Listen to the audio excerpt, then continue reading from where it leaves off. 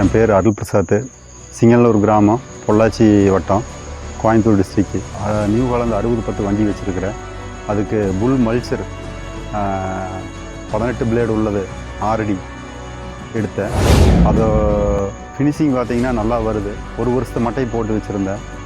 ஒரு ஓட்டி விட்டு ஒரு 10 நாள் கழித்து போய் பார்க்கலையே எல்லாம் இத்திருச்சு. அந்த இடத்துல வந்து களைகளும் கட்டுப்படுது, நல்லா இருக்குது. ஃபினிஷிங் நல்லா இருக்குது. மைலேஜும் வண்டியில் நல்ல 4 அந்த மாதிரி தான் டீசல் போகுது.